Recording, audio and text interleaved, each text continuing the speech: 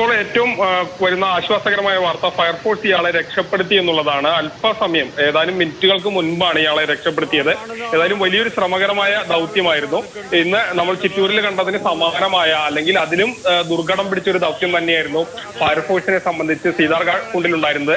ഇവിടുത്തെ ഒരു പ്രധാന പ്രശ്നം എന്ന് പറയുന്നത് ശക്തമായി കുത്തിയൊലിക്കുന്ന വെള്ളമാണ്, വെള്ളച്ചാട്ടമാണ് സമീപമുള്ളത്. അതുകൊണ്ട് തന്നെ അത്ര ഫോഴ്സിലാണ് വെള്ളം വരിക. നമ്മൾ ചിറ്റൂരിൽ കണ്ടതിന്റെയൊക്കെ കൂടുതൽ ഫോഴ്സിൽ വെള്ളം എത്തുന്ന ഒരു സാഹചര്യം ഇവിടെ ഉണ്ടാകും. അതിനിടയിലാണ് ഇയാളെ ഫയർഫോഴ്സ് രക്ഷിച്ചത്. ഏതായാലും വലിയ ഒരു അഭിനന്ദനം അർഹിക്കുന്ന അല്ലെങ്കിൽ വളരെ വലിയൊരു കാര്യമാണ്, അല്ലെങ്കിൽ ആ രീതിയിലുള്ള ഒരു രക്ഷപ്പെടുത്തലാണ് ഉണ്ടായത്. അയാളെ വടം കെട്ടി സുരക്ഷാ സംവിധാനങ്ങൾ ഉപയോഗിച്ച് ഇയാളെ കരക്കെത്തിച്ചു എന്നുള്ളതാണ് മനസ്സിലാക്കാൻ കഴിയുന്നത്. ഏതായാലും ആശ്വാസകരമായ കാര്യമാണ്. ഏകദേശം ഒരു അരമണിക്കൂറിലധികം ഇയാൾ ഇങ്ങനെ സീതാർകുണ്ടിന്റെ നടുക്ക് പെടുന്ന ഒരു സാഹചര്യം ഉണ്ടായി. ഫയർഫോഴ്സ്, അതായത് ഇയാൾ 4 പേരടങ്ങുന്ന സംഘമാണ് ഇവിടെ കുളിക്കാൻ പോയത്. അതിനിടയിൽ ഒരാൾ മാത്രം ഇങ്ങനെ വെള്ളം അമിതമായി വന്നപ്പോൾ നടുക്ക് പെടുന്ന ഒരു സ്ഥിതി ഉണ്ടായിരുന്നു. പിന്നീട് ഫയർഫോഴ്സ് എത്തി വടം കെട്ടിയതിന് ഇയാളുടെ അടുത്തെത്തി വടം കെട്ടി അതിനുശേഷം സുരക്ഷാ സംവിധാനങ്ങൾ ഉപയോഗിച്ചുകൊണ്ട് തന്നെ ഇയാളെ പുറത്തേക്ക് എത്തിക്കുകയായിരുന്നു. ഇതിൽ ഒരു കാര്യം കൂടി കൂട്ടിച്ചേർക്കാനുള്ളത്, ഇതിൽ 2 പേർ ഈ വെള്ളം വരുന്നതിനിടയിൽ പെട്ടിരുന്നു. പക്ഷെ ഒരാൾ സ്വയം നീന്തി രക്ഷപ്പെട്ട് കയറി, മറ്റൊരാൾ മാത്രമാണ് ഈ വെള്ളച്ചാട്ടത്തിന്റെ നടുക്ക് കുടുങ്ങുന്ന ഒരു സ്ഥിതി ഉണ്ടായിരുന്നത്. ഇയാളെയാണ് ഇപ്പോൾ ഫയർഫോഴ്സ് എത്തി രക്ഷിച്ചത്. ആശ്വാസകരമായ വാർത്ത ഇപ്പോൾ വരികയാണ്. സീതാർകുണ്ട് വെള്ളച്ചാട്ടത്തിൽ കുടുങ്ങിയ ആളെ രക്ഷപ്പെടുത്തി എന്നുള്ളതാണ്. ഗോകുൽ തുടരുന്നുണ്ട്. ഗോകുൽ, ഇതിനു മുമ്പ് നമ്മൾ ചിറ്റൂർ പുഴയിൽ കുടുങ്ങിയ ആൾക്കാരെ കുറിച്ച് കേട്ടിരുന്നു, ആ ദൃശ്യങ്ങൾ നമ്മൾ കണ്ടിരുന്നു.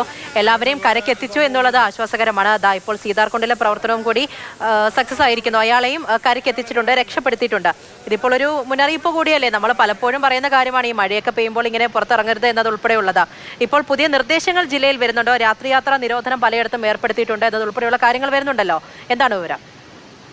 തീർച്ചയായും ഇപ്പോൾ കനത്ത മഴ തുടരുന്ന സാഹചര്യത്തിലാണ് അട്ടപ്പാടി, പറമ്പിക്കുളം, നെല്ലിയാമ്പതി പ്രദേശങ്ങളിലേക്ക് ഇന്ന് മുതൽ ജൂലൈ 21 വരെ വൈകിട്ട് 6 മുതൽ രാവിലെ 6 വരെയുള്ള ഗതാഗതം പൂർണ്ണമായും നിർത്തിക്കൊണ്ടുള്ള ഒരു മുന്നറിയിപ്പാണ് വരുന്നത്. ജില്ലാ ഭരണകൂടത്തിന്റെ ഭാഗത്തു നിന്ന് വരുന്നത്. പൊതുഗതാഗതവും പ്രദേശവാസികളുടെ അത്യാവശ്യ ഘട്ടങ്ങൾക്കുള്ള യാത്രയും അല്ലാതെ മറ്റൊരു തരത്തിലുള്ള യാത്രകളും ഈ പ്രദേശത്തേക്ക് രാത്രികാലങ്ങളിൽ അനുവദിക്കില്ല. രാത്രിയാത്രാ നിരോധനം ഇന്നു മുതലാണ് നിലവിൽ വരുന്നത്. ജില്ലയിൽ മഴ കൂടുന്ന ഒരു സാഹചര്യത്തിലാണ് ഇത്തരത്തിലൊരു തീരുമാനത്തിലേക്ക് ജില്ലാ ഭരണകൂടം എത്തുന്നത്. മാത്രവുമല്ല പലതരത്തിലുള്ള അപകടങ്ങളും പല സ്ഥലങ്ങളിൽ നമ്മൾ കണ്ടു. അതിന്റെയൊക്കെ പശ്ചാത്തലത്തിലാണ് ഇങ്ങനെ ഒരു തീരുമാനത്തിലേക്ക് എത്തുന്നത്. സ്വാഭാവികമായും ഇപ്പോൾ നമ്മൾ ഈ ചിറ്റൂരിലും അതോടൊപ്പം തന്നെ സീതാർകുണ്ടിലും ഇന്ന് കണ്ട ഒരു കാര്യമുണ്ട്.